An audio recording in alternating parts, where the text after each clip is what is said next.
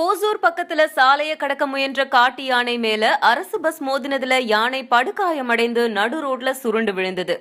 கர்நாடக மாநிலம் பன்னார்காட்டா வனப்பகுதியில இருந்து ஆண்டுதோறும் 100க்கும் மேற்பட்ட யானைகள் கூட்டம் தமிழக எல்லையான கிருஷ்ணகிரி மாவட்டத்துக்குள்ள வர்றது வழக்கம்.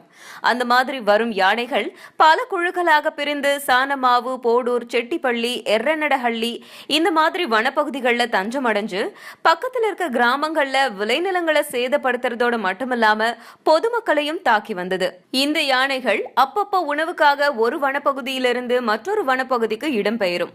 அந்த மாதிரி எர்ரண்டஹள்ள வனப்பகுதியில கடந்த ஒரு மாதமா தஞ்சம் அடைஞ்சு இருந்த 2 காட்டு யானைகள் இன்னைக்கு அதிகாலை அங்கிருந்து செட்டிப்பள்ளி வனப்பகுதிக்கு இடம்பெயர கிருஷ்ணகிரியிலிருந்து ஓசூர் போகிற தேசிய நெடுஞ்சாலைய சூளகிரி பக்கத்துல ஓமேதேப்பள்ளி அப்படிங்கிற இடத்துல கடக்க முயன்றுச்சு.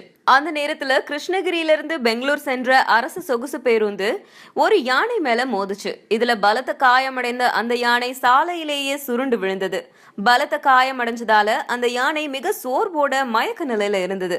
அந்த சமயம் அந்த வழியா சென்ற கால்நடை பராமரிப்புத்துறை அமைச்சர் பாலகிருஷ்ண ரெட்டி அதை பார்த்து வனத்துறையினருக்கு தகவல் தெரிவிச்சாரு. தகவலின் பேர்ல சம்பவ இடத்துக்கு வந்த வனத்துறையினர், மாவட்ட ஆட்சியர் இவங்க எல்லாம் சம்பவம் குறித்து விசாரணை மேற்கொண்டாங்க.